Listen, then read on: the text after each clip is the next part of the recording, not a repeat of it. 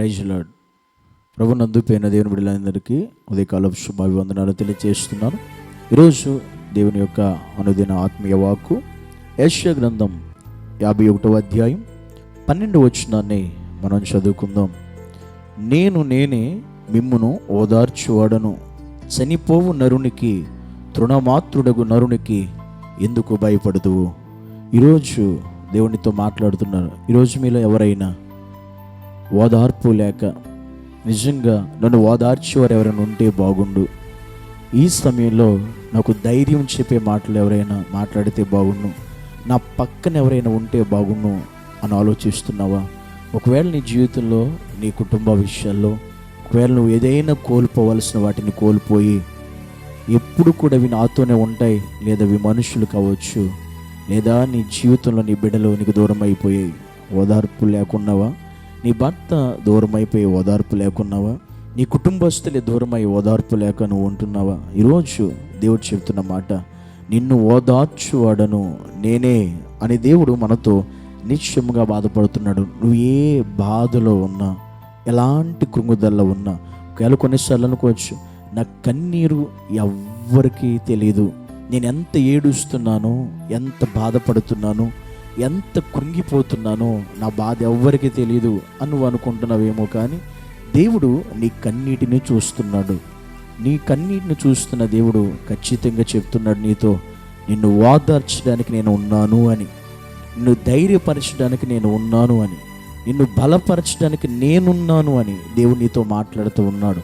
కానీ నువ్వు అనుకుంటున్నావు, నా బాధ ఎవరికి తెలుసు, నా కష్టం ఎవరికి తెలుసు అని అనుకున్నావు. కానీ దేవుడు చెప్తున్న మాట, నువ్వేది నీ జీవితంలో కోల్పోయి నువ్వు ధైర్యపడలేక, నిన్ను నువ్వు ధైర్యపరచుకోలేక కృంగిపోయి ఉంటున్నావో ఆ విషయాలన్నింటిలో నా దేవుడు మాట్లాడుతున్నాడు.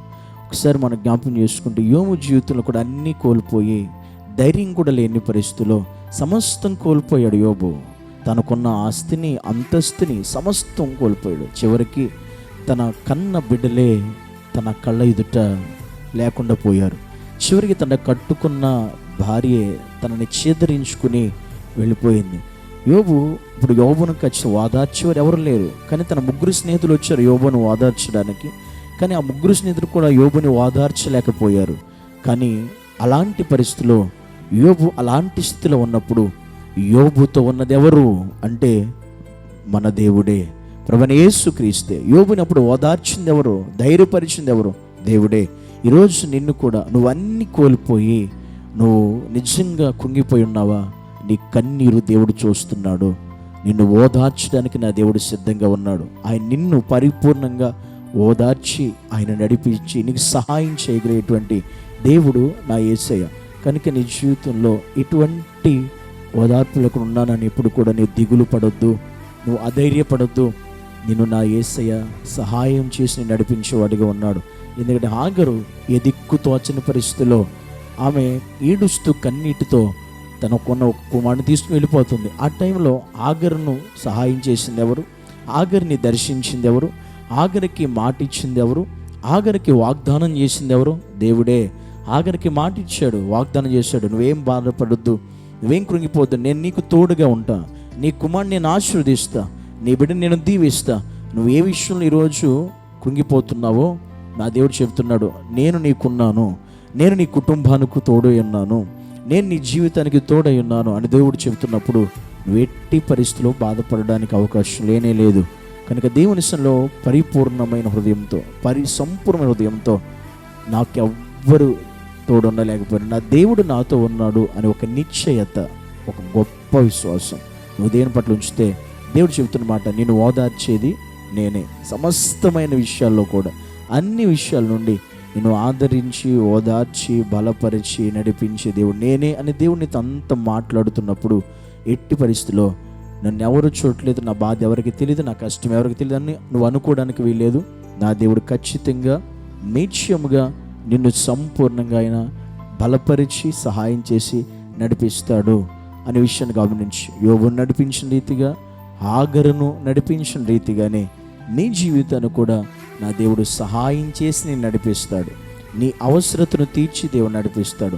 నీ లోటును ఆయన పూడ్చి నేను ముందుకి తీసుకువెళ్ళడానికి ఆయన ఎప్పుడు సంసిద్ధుడిగా ఉంటాడు అనే విషయాన్ని మనం గమనించాలి. ఈరోజు దేవుని సన్నిధిలో ఈ యొక్క ఆత్మీయ వాక్కు నిన్ను ఓదార్చి బలపరిచి నిన్ను నడిపించినట్లయితే ప్రతి ఒక్కరు కూడా ఇప్పుడు నాతో కలిసి ఏకీభవించి ప్రార్థన చేద్దాం. పరిశుద్ధుడు అయిన తండ్రి, నీకు వందనాలు.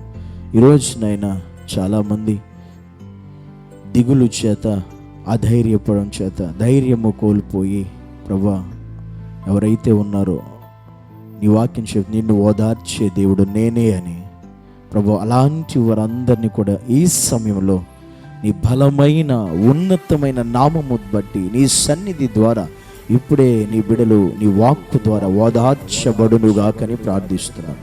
బలముతో నింపబడునుగాకని ప్రార్థిస్తున్నాను. ధైర్యముతో నింపబడునుగాకని ప్రార్థిస్తున్నాను. నీ కృప చేత పరిపూర్ణంగా నింపబడునుగాకని ప్రార్థిస్తున్నాను. ప్రతి దినము కూడా ఈ అనుదిన వాక్యము చేత వారి హృదయాలు, వారి ఆలోచన, వారి తలంపులు నింపబడి నడిపించబడటకు నీ కృప సహాయము దయచేయండి ప్రభు. మేము ఎక్కడ లోక సంబంధంగా ఆలోచించి మా హృదయాలను, మనసును పాడు చేసుకోకుండా అనుదినము నీ వాక్యము చేత కట్టబడి నీలో ఫలించే గొప్ప కృప, గొప్ప భాగ్యం అందరికి మీరు దయచేసి సహాయం చేసి నడిపించి నీ మేలు చేత నింపమని యేసుక్రీస్తు పరిశుద్ధమైన నామమును బట్టి, ఉన్నతమైన శ్రేష్టమైన నామాన్ని బట్టి ప్రార్థించి అడిగి పొందుకొని ఉన్నాము పరమ తండ్రి, ఆమేన్. మన తండ్రి అయిన దేవుని యొక్క ప్రేమయు, కుమారుడైన యేసుక్రీస్తు యొక్క కృపయు, పరిశుద్ధాత్మ యొక్క అన్యోన్య సహవాసము, ఆయన సన్నిధి, ఆదరణ సదాకాలం మనకును మన కుటుంబాలకు సర్వలోకముల సార్వత్రిక సంఘం అంతటికి సదాకాలం తోడై ఉండి నడిపించునుగాక. ఆమేన్, ఆమేన్.